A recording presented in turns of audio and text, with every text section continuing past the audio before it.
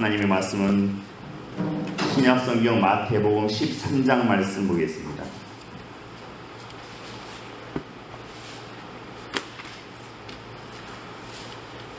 마태복음 13장 24절로 30절까지 말씀입니다.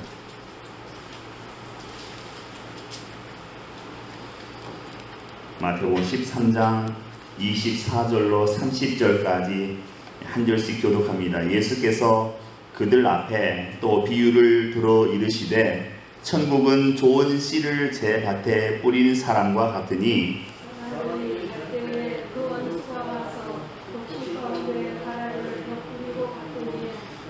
싹이 나고 결실할 때에 가라지도 보이거늘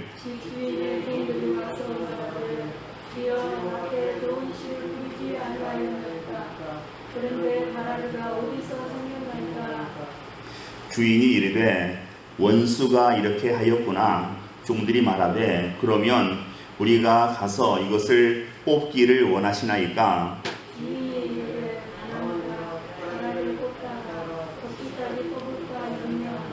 함께 읽겠습니다. 둘 다 추수 때까지 함께 자라게 둬라. 추수 때에 내가 추수꾼들에게 말하기를 가라지는 먼저 거두어 불사르게 단으로 묶고 곡식은 모아 내 곳간에 넣으라 하리라. 아멘.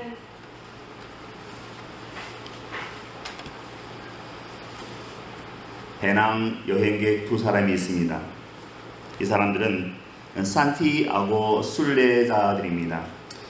산티아고는 스페인을 동서로 좌우로 직선거리로 약 800km 정도 되는 그런 순례길이 이 산티아고 순례길입니다. 이 두 사람 가운데 한 사람은 여행하면서 지금 당장에 편하고 즐겁고 매력적인 것만을 쫓아갔습니다. 노래방에도 가고 주점에도 들렀고 내기 싸움판에도 기웃거리기도 했습니다. 재미가 없으면 짜증을 냈고 옆 사람에게 화풀이도 했습니다. 또 다른 한 사람은 순례의 그 목적지를 항상 마음속에 그리면서 여행을 했습니다. 프랑스에서 스페인을 거쳐서 포르투갈까지 가는 모든 여정을 마음속에 그려가면서 여행을 했습니다. 그리고 마지막 목적지인 포르투갈에 도착했을 때에 그 마음속의 기쁨, 그 희열을 생각하면서 날마다 여행을 시작했습니다. 여행을 했습니다. 걷는 게 지루해도 지루한 줄 몰랐습니다. 힘이 들어도 옆 사람에게 짜증내지도 않고 자신의 길을 묵묵하게 걸어갔습니다.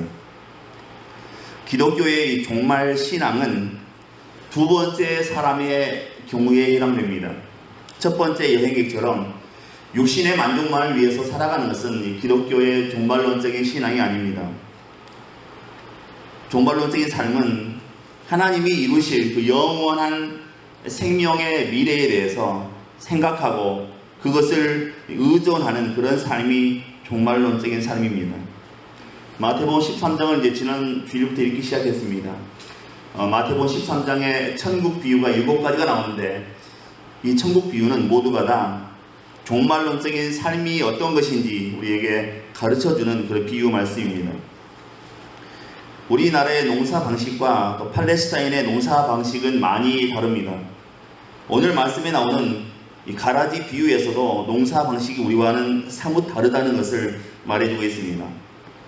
우리나라의 벼농사는, 저도 시골 출신인데요, 벼농사는 여름 7, 8월이 되면 피를 뽑는 게 아주 전쟁입니다. 피와의 전쟁이라 해도 과언이 아닙니다. 7, 8월에 논에 가서 피를 뽑아주지 않으면 피가 영양분을 다 섭취해서 벼가 제대로 자라지 못하고 9월에 가서 수확을 제대로 할 수가 없습니다. 피를 뽑아야 하는 이유는 농부들에게 있어서는 조금의 의심의 여지도 없는 것입니다. 벼를 살리기 위해서, 수확을 많이 걷기 위해서는 반드시 이 피라고 하는 존재를 뽑아줘야 합니다. 피 뽑기 혹은 김 매기라고 합니다. 그래서 오늘 본문에 보면 밀 가운데 있는 가라지를 그대로 두라 이렇게 예수님께서 말씀하셨을 때 우리나라의 정서를 가지고 보면 조금 이해가 안 되는 부분도 있습니다. 그렇더라도 이 팔레스타인 땅에서 사셨던 예수님은 그들의 농사 방식을 우리에게 말씀해 주신 것입니다. 이 가라지 비유는 씨 뿌리는 비유의 연속이라고 할 수 있습니다. 우리 지난 주일날 씨 뿌리는 비유를 읽어봤습니다. 이 씨 뿌리는 비유에서 씨를 뿌렸는데 더러는 길가에, 더러는 돌밭에, 더러는 가시떨기밭에, 그리고 마지막 씨앗은 좋은 땅, 옥토에 떨어졌다 이렇게 말씀했습니다. 이 네 가지 마음밭 중에서 100배, 60배, 30배의 결실을 할 수 있는 땅은 옥토였습니다. 그런데 오늘 본문에 보면 또 다른 문제는 이 옥토에 있다 하는 것입니다. 왜냐하면 씨앗이 옥토에 떨어졌다고 해서 무사히 다 끝나는 것이 아니라는 것입니다. 옥토에 씨앗이 떨어지긴 떨어졌으나 문제는 여기서부터 또 발생됩니다. 분명히 좋은 씨앗이 좋은 땅에 뿌려졌지만 가라지라고 하는 만만치 않은 장애물이 새롭게 등장하기 때문에 그렇습니다. 그렇기 때문에 이 가라지 비유는 지난 주일 읽었던 씨 뿌리는 비유의 후속편이라고 볼 수가 있겠습니다. 이 가라지는 밀과 아주 비슷하게 생긴 독초입니다. 가라지를 먹게 되면 구토, 설사가 나고 심한 경우에는 생명의 위협까지 느낄 수 있다고 합니다. 가라지는 크기가 밀보다 조금 작은데요. 자라나는 그 모양을 보면 거의 밀과 비슷해서 보통 사람들은 구별할 수가 없다고 합니다. 그래서 가짜 밀 이렇게 불리우기도 한답니다. 가라지는 겉으로 보기에는 알곡과 전혀 차이가 없습니다. 단지 그 안에 열매가 없습니다. 알맹이가 없습니다. 성경에서 말하는 이 가라지와 같은 사람은 겉으로는 그리스도인처럼 예수 믿는 사람처럼 보이지만 사실은 거듭나지 않은 사람을 가라지 같은 신자다 이렇게 얘기를 하고 있습니다.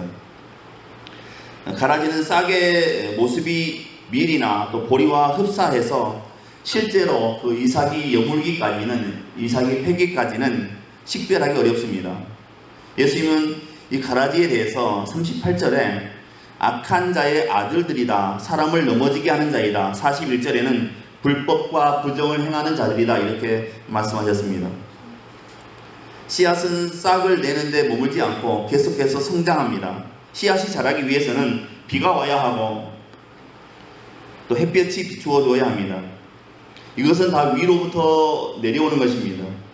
생각해보면 농사는 땅에서 되는 것이 아니라 하늘의 조화, 하늘의 협력에 달려있다 하는 사실입니다. 하늘의 작은 씨앗이 자라가기에 필요한 이슬과 단비와 햇빛, 또 바람 이런 것들이 알맞게 주어져야 비로소 성장하게 되는 것입니다. 우리의 신앙, 우리 안에 있는 하나님의 나라도 이와 같은 과정을 통해서 조금씩 성장해 가는 것입니다. 아주 조금씩 우리가 인격적인 존재로, 영적인 존재로 성장해 가고 있는 것입니다. 그런데 이 성장은 언제까지나 무한대로 계속되는 것은 아니고 추수 때까지, 주님이 정한 그 추수 때까지만 자랄 수가 있습니다. 본문 25절의 말씀입니다. 사람들이 잘 때에 그 원수가 와서 곡식 가운데 가라지를 덧뿌리고 갔더니 이렇게 기록하고 있습니다. 여기에 보면 사람들이 자고 있을 때에 그 원수가 와서 곡식 가운데 가라지를 덧뿌리고 갔다 이렇게 말하고 있습니다. 대체적으로 옳지 않은 일들, 또 떳떳하지 못한 일들은 어둠 속에서 일어나는 것입니다.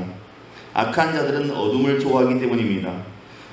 오늘 본문에 나오는 원수, 이 마귀도 마찬가지로 사람들이 잠을 자고 있을 때 밤에 아무도 몰래 와서는 좋은 씨를 뿌려놓은 밭에다가 가라지를 슬그머니 뿌렸다는 것입니다. 원수 마귀가 그렇게 한 것은 주님의 밭을 망치기 위해서입니다. 예수님이 일으키시는 그 천국 운동을 방해하기 위함입니다. 그런데 여기서 우리가 눈여겨볼 단어가 있는데, 표현이 있는데 덧뿌리고 갔다 이런 표현입니다. 여기 덧뿌리고 갔다라는 말은 원어 성경에는, 헬라어에는 에페스페이렌이라는 그 단어로 기록해 놓았습니다. 이 말은 뿌리 씨 위에 한 번 더 씨를 뿌리는 것을 의미합니다. 다시 말하자면 이미 곡식이 있는 가운데 가라지를 뿌려서 곡식과 알곡과 섞이게 만들었다, 그런 의미가 되겠습니다.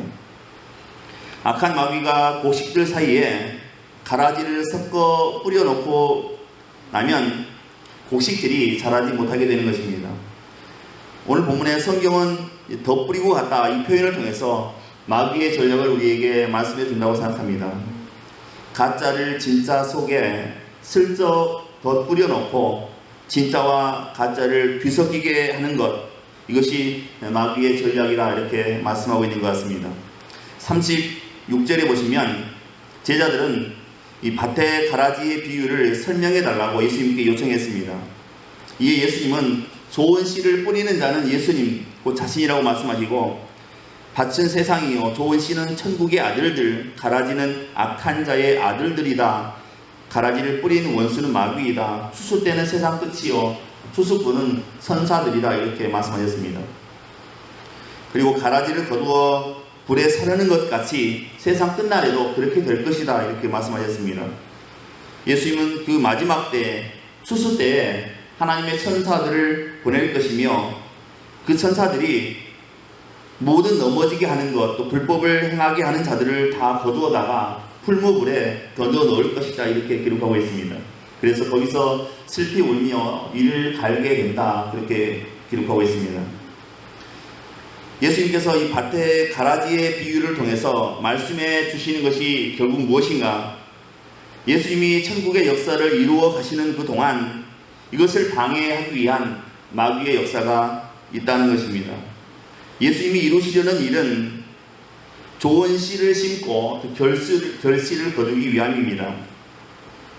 세상에서 천국의 아들들을 낳고 키우는 일입니다. 천국의 아들들은 예수님이 전하시는 그 천국 복음의 말씀을 듣고 깨닫고 영접함으로써 태어나게 되는 것입니다. 회개하고 복음을 믿음으로 거듭나서 천국의 아들들이 되는 것이지요. 그런데 마귀도 가만히 있지 않고 이 가운데에서 자기 일을 계속해 나간다는 것입니다. 에덴 동산에서 여자와 아담을 무너뜨린 경험이 있거든요. 천국의 아들들을 넘어뜨리고 천국에 들어갈 수 없는 가라지가 되게 하고자 일을 한다는 것입니다. 마귀는 온갖 그럴듯한 신화나 사상, 철학과 이론을 퍼뜨리고 그 가운데 심는다 하는 것입니다. 때로는 달콤한 죄의 쾌락으로 유혹을 하기도 합니다. 우리가 본문에서 주목해야 할 것은 주인이 그 가라지를 뽑아라 이렇게 명령하는 것이 아니라 가만두라 이렇게 얘기했다는 것입니다. 본문에 보면 종들이 주인에게 와서 이렇게 묻습니다. 28절에 그러면 우리가 가서 이것을 뽑기를 원하시나이까 이렇게 질문합니다. 아마 이 종들은 주인이 당연하게 그렇게 하라 이렇게 대답할 줄 알았습니다. 그런데 뭐라고 하는 거니? 29절에 보시면 주인이 이르되 가만두라 가라지를 뽑다가 곡식까지 뽑을까 염려하노라 이렇게 얘기합니다. 화를 버럭버럭 내면서 당장 가라지를 뽑아버리라 이렇게 얘기해야 마땅한데 주인은 그렇게 얘기하지 않고 가만두라 이렇게 얘기했다는 것입니다. 우리의 생각으로는 당연히 가라지를 당장에 뽑아버려야 합니다. 주인의 밭을 엉망으로 만들기 전에 그것을 다 뽑아버려야 마땅하다고 생각합니다. 근데 주인은 가라지가 밭을 망치고 곡식들에게 해가 된다는 것을 정말 모르고 있던 것일까? 아니면 주인은 가라지가 있다는 것이 뭐 큰 문제가 아니라고 생각했을까? 분명히 그것은 아닌 것 같습니다. 주인은 원수가 덧뿌리고 갔다는 것을 잘 알고 있었습니다. 그런데 왜 주인은 가라지를 가만두라고 했겠습니까? 우리는 여기서 주인이 가라지를 뽑아버리지 말고 그냥 두라고 하신 그 이유를 두 가지로 생각해 볼 수 있다고 봅니다. 첫째는 곡식을 위함입니다. 가라지를 뽑다가 곡식까지 뽑지 않도록 하기 위함이었습니다. 밀과 가라지는 구별이 잘 되지 않기 때문에 가라지를 뽑는다고 일하다가 밀을 함께 뽑아버릴 수 있기 때문입니다. 또한 가라지는 뿌리가 강해서 밀의 뿌리와 엉켜 있는 경우가 많기 때문에 아무리 조심스럽게 가라지를 뽑는다 해도 밀에게 상처를 주지 않을 수 없기 때문에 그렇습니다. 주인이 이렇게 얘기한 것은 한마디로 곡식을 위함이다. 곡식에 관심을 두고 있었기 때문이다. 그렇게 해석할 수 있는 것입니다. 두 번째는 이 가라지의 악한 진상을 분명하게 드러내기 위함이었습니다. 뿌려진 좋은 씨와 이 가라지를 수수할 때까지 가만히 두게 되면 가라지의 존재가 명백하게 밝혀지기 때문입니다. 밀과 가라지의 열매는 분명하게 다르거든요. 이와 같이 수수 때에는 좋은 씨와 가라지는 분명하게 구별되는 것입니다. 이 가라지 독보리가 명백하게 드러남으로 인해서 가라지와 곡식의 운명도 분명하게 밝혀지게 된다는 것입니다. 수수할 때에 종들은 가라지는 불사르게 단으로 묶어놓고 또 곡식을 모아서 주인의 곳간에 넣어둔다, 이렇게 본문에 기록하고 있습니다. 마태복음 13장이 비유장인데요. 이단들이 가장 많이 애용하는 그런 본문이 마태복음 13장입니다. 비유라는 게 정답이 없기 때문에, 참고서가 없기 때문에 코에 걸리면 코걸이, 귀에 걸리면 귀걸이식으로 이단들이 많이 해석을 합니다. 우리는 이 말씀을 읽으면서 우리는 종말론적인 관점에서 늘 해석을 하도록 노력을 해야 되겠습니다. 잠시 쉬어가겠습니다. 이혼하려고 하는 그 젊은 부부가 있었습니다. 이 부부의 대화 내용입니다. 먼저 아내가 자기 남편에게 얘기했습니다. 이혼해! 우리 이혼해! 남편이 듣더니 헤어지자면 어쩔 수 없지. 그래, 이혼하자. 다시 아내가 물었습니다. 이혼하자고. 남편이 알았다고. 그런데 집은 어떻게 나눌 거야? 그러니까 아내가 방 두 개니까 하나씩 나눠 갖자, 이렇게 얘기했습니다. 남편이 얘기하기를 그럼 차는 어떻게 할 거야? 바퀴 네 개니까 두 개씩 갖자, 이렇게 아내가 얘기했습니다. 남편이 얘기했습니다. 그럼 애는 하나인데 어떻게 할 거야? 아내가 젊은 색시가 한참을 고개를 켜끌더니 이렇게 얘기하더랍니다. 그럼 하나 더 낳자, 이렇게 얘기하더랍니다. 이 부부 과연 이혼할 수 있을까요? 장가를 못 가서 안달이 난 노총각이 하나님께 기도했습니다. 하나님, 장가 가게 해주세요. 그랬더니 하나님께서 어느 날 응답하셨습니다. 좋다. 너의 소원을 하나 들어줄 터인데 말해보거라. 그래서 이 노총각이 하나님께 기도했습니다. 하나님, 결혼하려면 돈도 있어야 되고 여자도 있어야 됩니다. 돈과 여자를 저에게 주십시오. 하나님께서 말씀하셨습니다. 하나만 들어주겠다. 하나만 얘기해라. 이 노총각이 하나님의 생떼를 부렸습니다. 안 됩니다, 하나님. 돈만 있어도 안 되고 여자만 있어도 안 됩니다. 돈, 여자 다 주세요. 하나님이 한참 후에 다시 응답하셨습니다. 좋다. 그럼 돈과 여자를 내게 응답하겠다. 그리고 하나님께서 이 노총각에게 돈, 여자를 보내셨다. 그렇게 알려주고 있습니다. 돈, 여자. 정신이 약간 이렇게 헷가닥한 돈, 여자를 보내주셨다고 합니다. 이게 아무튼 응답은 응답입니다. 돈과 여자를 다 응답하셨다는 내용입니다. 우리가 이 마귀의 장난에 더 희생되지 않기 위해서 우리가 어떻게 해야 되겠는가? 늘 깨어 있어야 하는 것입니다. 25절에 보면 원수가 가라지를 더 뿌리고 간 시간은 사람들이 잠을 자고 있을 때라고 말씀하고 있습니다. 마귀는 사람들이 자고 있을 때 교회에 들어와서 또 우리 살고 있는 세상에 들어와서 가라지를 뿌린다는 것입니다. 성도들이 자고 있을 때에 그 성도의 심령 가운데 또 그 성도의 가정에 가라지를 쓱 뿌려놓고 간다는 것입니다. 그래서 정신적으로 또 영적으로 신앙적으로 우리가 근신해야 된다. 우리 한글 성경에 근신해야 된다고 되어 있습니다. 영어 성경에는 이제 셀프 컨트롤, 자기를 조절하는 겁니다. 자기를 다스리는 게 근신입니다. 그래야 마귀에게 당하지 않습니다. 졸거나 자다가는 그야말로 무방비로 당하고 마는 것입니다. 이런 얘기 어쩔지 모르겠지만 마귀는 야행성입니다. 우리가 깨어있으면 우리의 그 방어선을 마귀는 뚫지 못하게 되는 것입니다. 한데 우리가 긴장하지 않고 기도하지 않고 들어누워 있으면 마귀는 공격해 오는 것입니다. 여러분, 화로 아시지요? 살아서 움직이는 그 물고기들. 이 양식업자들이 이제 배달 가지 않습니까? 화물차 뒤에 그 수족관에다가 물고기를 싣고 이제 먼 곳으로 배달을 가는데, 부산에서 강원도까지 갈 수도 있고요, 경기도까지 갈 수도 있고, 근데 이 수족관 안에 물고기를 넣고 장거리를 이렇게 오다 보면 물고기들이 처음에는 싱싱하다가 나중에는 이렇게 해롱해롱 한다고 합니다. 장거리를 뛰다 보니까 얘들도 그 안에서 해롱해롱 한 겁니다. 눈이 살짝 풀립니다. 이제 그 구매하는 사람 앞에 와서 물고기 건져놓으면 다들 고기들이 해롱해롱 하고 있는 겁니다. 눈이 싹 풀려가지고, 그래서 안 되겠다 해서 이제 사람들이 사용한 방법이 물고기들의 천적인 다른 물고기를 그 수족관 안에 넣어두는 겁니다.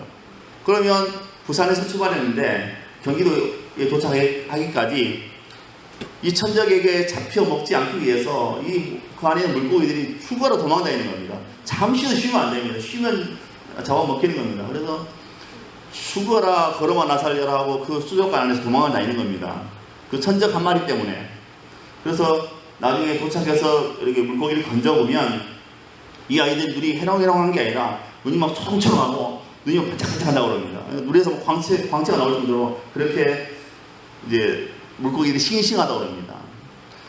우리 그 영적인 생활에도 마찬가지로 생각합니다. 우리가 너무 영적으로 잠들어 있고 그렇게 기도 안 하고 있으면 마귀가 아마 우리를 그렇게 볼 거라 생각합니다. 아, 이게 눈이 풀렸구나. 아주 이거 공격하기 좋겠구나. 그렇게 생각한다는 겁니다. 우리가 기도하고 깨어 있으면 그렇게 하지 못하는 겁니다. 우리가 눈이 반짝반짝 하거든요. 그러면 건들지 못하겠지요. 우리는 사람들이 잘 때 다른 사람들은 다 잔다 해도 우리는 깨어있는 그런 사람들이 되어야 되는 것입니다.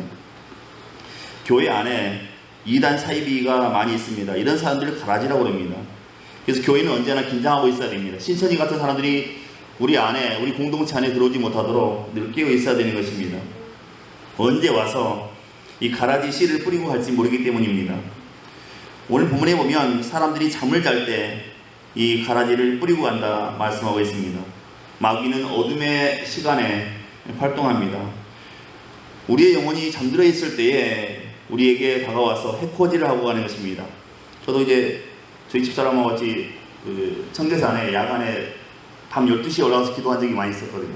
12시 우리 집으로 올라가서 새벽 예배 때 내려오는데 낮에 산에 올라가서 기도하는 것과 밤에 올라가서 기도하는 건 너무 차이가 많습니다. 머리가 막 발열처럼 일자로 선 경험들 많이 합니다.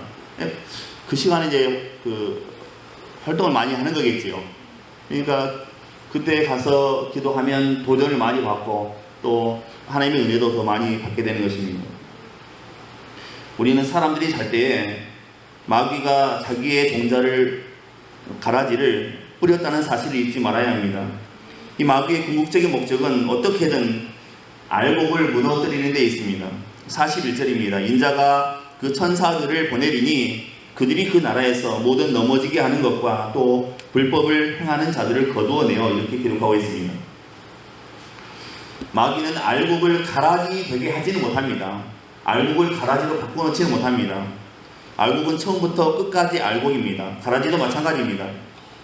그런데 마귀는 하나님의 자녀인 이 알곡을 넘어지기는 할 수 있다는 것입니다. 넘어지기는 할 수 있다는 것입니다. 교회 안에는 알곡만 있는 것이 아니라 쭉정이도 있고 가라지도 있습니다. 그들의 특징은 곡식과 가라지 모두 싹이 나서 열매를 맺기 전까지는 사람들의 눈에는 잘 분별되지 않는다는 것입니다. 이삭이 여물면서, 이삭이 패면서부터 알곡과 가라지가 차이를 드러내게 되는 것입니다. 가라지는 알곡뿐만 아니라 인체에까지 큰 피해를 주므로 이 가라지를 제거해야만 되는데 그럼에도 불구하고 함부로 해서는 안 되는 이유가 곡식도 상하기 때문이다. 이렇게 말씀하고 있습니다. 이것이 오늘 우리 교회의 문제이기도 합니다. 교회 안에 영적으로 약간 이상한 사람이 온 것 같아도 그렇게 쳐내지 못하는 이유가 그분이 나가면서 다른 분까지 이렇게 모시고 나가는 경우가 많이 있거든요. 싫든 좋든 세상 사는 동안 우리는 가라지들과 함께 살아갈 수밖에 없습니다. 우리에게 믿음의 확신이 부족하다면 그렇게 성가신 가라지들을 당장 모두 뽑아서 불사르려고 할 것입니다. 하지만 하나님은 그런 가라지를 일단은 그냥 내버려둬라 이렇게 말씀하시는 겁니다. 가라지들과 함께 살라고 말씀하시는 것입니다. 그렇다 해도 우리가 잊지 말아야 되는 것은 가라지들과 같이 살아야 한다고 해서 우리 스스로 가라지가 되어서는 안 된다는 것입니다. 하나님께서는 우리가 원치 않는 고난을 겪을 때에 팔짱 끼고 앉아 계시는 그런 분이 아니십니다. 하나님은 죄 가운데 있는 이스라엘 백성들을 애굽에서 구원해서 가나안으로 인도하신 하나님이십니다. 자기의 독생자까지 세상에 보내서 우리를 구원해 주신 자비의 하나님이십니다. 아직 하나님의 때가 우리에게 이르지 않았을 뿐이라 하는 것입니다. 이 고난이라고 하는 것은 천국 가는 길에 하나의 과정일 뿐입니다. 고난은 반드시 지나가는 것입니다. 하나님의 때가 이르면 더 이상 분별할 필요도 없어질 것입니다. 모든 것이 다 우리 눈앞에 분명해질 것입니다. 선명해질 것입니다. 그때까지는 오직 인내하고 또 인내해야 하는 것입니다. 영적으로 우리에게 밤이 오는 때는 조금 전에 말씀드린 대로 우리가 하나님 말씀을 먹지 않았을 때입니다. 성도의 삶의 기준은 하나님의 말씀이거든요. 또 하나는 기도하지 않을 때입니다. 기도는 영의 호흡이라고도 하고 또 영의 생명줄이라고도 합니다. 기도하지 않고 세상의 욕심과 쾌락의 담에 빠져 있으면 사단은 우리 가운데, 마귀는 우리 가운데 가라지를 뿌리고 간다는 것입니다. 그래서 예수님께서 마태복음 26장 41절에 시험에 들지 않게 깨어있어 기도하라 이렇게 말씀하셨습니다. 아주 오래전에 미국에 1960년대 초반까지만 해도 모든 학교의 조회 시간에 기도를 했습니다. 주기도문을 낭송하고 또 간단한 기도를 하고 또 성경 말씀을 읽었습니다. 학교 조회 시간에 모든 공립학교에서 그렇게 했습니다. 그런데 이제 존 F 케네디 대통령이 당선이 되면서 이 케네디 대통령이 그걸 폐지시켰습니다. 모든 학교에서 의무적으로 기도하는 그 모든 행위를 다 중단시켰습니다. 그리고 나서 이 학생들 가운데 마약 복용자가 늘어나고 또 미혼모가 늘어나고 학생들 가운데 동거하는 커플들이 많이 늘어나고 또 가출하는 학생들이 속출하게 되었다고 합니다. 짧고 규칙적인 기도가 이 청소년들의 영혼을 그동안 지켜주었던 겁니다. 60년대까지는 미국의 모든 학교에서 이런 악한 일들이 없었는데 케네디 대통령이 모든 학교에서 기도를 중단시킨 그 이후에 학교 안에 이런 일들이 많이 나타나게 되었다는 것입니다. 하나님 앞에 상달되는 진실한 마음의 기도는 하늘 보좌를 흔드는 역사가 있습니다. 그러나 기도하지 않으면 영이 죽고 또 하나님과의 교제가 단절되고 사단의 지배를 받아 우리도 어느 순간 가라지 신자가 되게 되는 것입니다. 오늘 비유에서 핵심은 가라지가 밭에서 알곡과 같이 자란다고 해서 같이 주인의 곳간에 함께 들어가는 것이 아니라는 것입니다. 그 끝이 전혀 다릅니다. 가라지는 불살라지고 곡식만 주인의 곳간에 들어가게 되는 것입니다. 지금 알곡과 가라지가 같이 자라고 있고 같이 생활하고 있고 같은 공간을 공유하고 있다고 해도 그러나 그 끝에는 알곡은 알곡대로 하나님 품에 또 가라지는 가라지대로 영원한 심판의 불에 던져지게 되는 것입니다. 우리가 분명히 알 수 있는 것은 곡식과 가라지는 외형적인 삶의 형태로 구분되지 않는다는 것입니다. 외형적으로 곡식과 가라지를 구분한다면 예수 안 믿고 착한 일을 한 사람도 모두 곡식에 해당되어야 하기 때문입니다. 알곡에 해당되는 사람은 십자가에 죽으신 그리스도를 바라보는 사람입니다. 이 사람들만이 하나님의 곳간에 또 하나님의 천국에 들어갈 자격이 있게 되는 것입니다. 그리스도의 피로써 거룩함을 입은 사람들이기 때문입니다. 따라서 하나님은 하나님이 심어놓은 그 알곡들이 그리스도를 바라보는 믿음으로 살아가도록 끝까지 도우실 것이다 하는 것입니다. 오늘 가라지 비유의 초점은 가라지가 아니라 사실은 이 알곡에 관한 말씀입니다. 알곡과 가라지가 함께 자란다, 함께 성장한다는 얘기입니다. 알곡과 가라지가 함께 뿌려져서 계속 같이 자라듯이 이 세상에 우리 주님이 심판하실 그날까지는 선과 악이 함께 산다는 것이, 공존한다는 것이 기독교 역사관인 것입니다. 그리고 빛과 어둠이 함께 공존한다는 사실입니다. 그러나 이것들의 씨의 근원이 다르고 본질이 다른 것입니다. 다르지만 함께 모여서 자라간다는 사실입니다.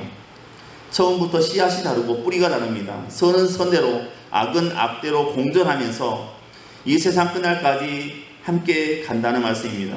악한 사람들은 점점 더 험악해지고 자신의 악한 것을 마지막에는 드러낼 수밖에 없다는 것입니다. 아무리 위선을 부리며 선한 척해도 소용없는 일입니다. 가라지들은 언젠가는 자기의 본색을 드러내게 되는 것입니다. 또한 선한 사람은 아무리 악한 사람들의 그 틈바구니 가운데서 헤매고 있어도, 고통을 당하고 있어도 반드시 그 사람에게는 하나님의 구원이 임하게 되는 것입니다. 하나님의 사람은 어디까지나 하나님의 사람입니다. 비록 미약하고 때로는 힘이 없는 것 같이 보이지만 근본적으로 씨와 뿌리가 다르기 때문입니다. 말씀을 정리하겠습니다. 신앙도 처음부터 튼튼한 신앙이 있을 수는 없습니다. 알곡과 가라지가 함께 자라는 동안 뿌리를 튼튼하게 내리듯이 신앙생활에도 적당한 저항이 있어야 되는 것입니다. 적당한 도전이 우리에게 있어야 되는 겁니다. 너무 편안한데 비닐하우스에 심어놓으면 아무 힘이 없습니다. 능력이 없습니다. 그냥 찬바람 몰아치는 서리 내리는 들판에 심어놔야 이게 건강하게 자라는 것입니다. 알곡과 가라지가 함께 지내고 있는 것, 자라는 것은 사실은 알곡을 위한 것일 수도 있습니다. 쉼이 괴롭고 어렵더라도 우리는 알곡과 가라지가 함께 있어야 된다는 사실을 기억해야 됩니다. 그러나 가라지와 함께 있으므로 서로가 서로에게 도전이 되고 또 견제가 되어서 오히려 순수하게 믿음을 지킬 수 있게 되는 것입니다. 이 가라지가 우리를 늘 괴롭히고 우리를 헷갈리게 하고 우리를 넘어뜨릴 때에 그 일들을 통해서 우리가 더 순수한 믿음으로 서게 되는 것입니다. 그래서 우리가 일생을 살아가면서 내 주변에 어떤 사람들이 있든 간에 그건 관여할 바가 아닙니다. 하지만 내 믿음 지키는 일은 내가 스스로 책임을 져야 되는 일입니다. 말씀 그리고 기도 이거 외에는 우리에게 대안이 없습니다. 이거 외에는 우리에게 방법이 없습니다. 우리가 일생을 살아가면서 가라지들이 우리의 삶을 뒤흔들지 못하도록 늘 말씀으로 또 기도로 무장하는, 그래서 승리하는 그런 저와 여러분의 삶이 되시기를 주님의 이름으로 축원드립니다. 기도합니다. 은혜로우신 하나님, 이 시간 우리에게 믿음을 더해 주옵소서. 우리가 일생을 살아가면서 영적으로 흐트러지지 않도록, 영적으로 잠을 자지 않도록 늘 깨어 있을 수 있도록 성령으로 도우시고 축복하옵소서. 늘 말씀 붙잡고 늘 기도함으로 이 가라지 많은 세상에서 끝까지 승리할 수 있도록 도우시고 축복하옵소서. 그래서 우리가 하나님 앞에 섰을 때에 잘했다 칭찬 듣는 귀한 믿음의 사람들 다 될 수 있도록 역사하시고 축복해 주옵소서. 믿고 감사하오며 예수 그리스도 이름으로 기도하옵나이다. 아멘.